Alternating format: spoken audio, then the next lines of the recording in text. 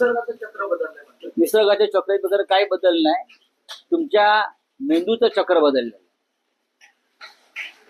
भ्रष्टाचाराचे चक्र बदलले, तुमची कमिशनबाजी वाढलेली.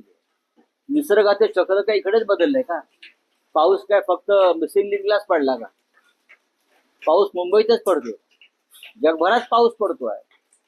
जगभरामध्ये निसर्गाचं रौद्राचार आम्ही पाहिलेला आहे. पण तुमच्या भ्रष्टाचाराचा पॅटर्न बदललेला आहे.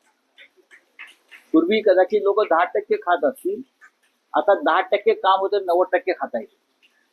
कोविड नंतर तुम्ही आता कुंभमेळ्या संदर्भात चिंता व्यक्त केली, मात्र कोविड मध्ये पहिल्यांदा वारीला असणार आणि तो ह्या वर्षी पहिल्यांदा पुन्हा आपण पाहतोय माऊलींच्या आणि या सगळ्या वारीला आता अडथळा येतोय. अनेक वारकऱ्यांना इंजेक्शन करावं लागतंय, वाटे बदलले, वारा थांबवावं लागतात.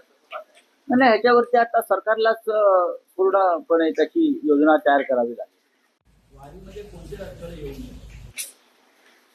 कोविड काळात सुद्धा वारी गेली होती, लक्षात घ्या. काही नियम केले होते कठोर, पण पंढरपूरला वारी पोहोचली होती. या सरकारला फक्त हिंदुत्वाच्या नावानं मतं मागणं एवढंच जमत आहे, किंवा अशा संपूर्ण उत्सवांचं राजकारण करणं. आणि वारीचे सुद्धा निर्माते आम्हीच आहोत,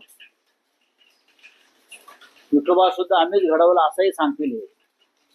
मला आता भीती वाटते, यांच्या ताब्यात जर विठोबा गेला तर विठोबाची दानपीठाचं रक्षण शिवसैनिकांना करावं लागेल.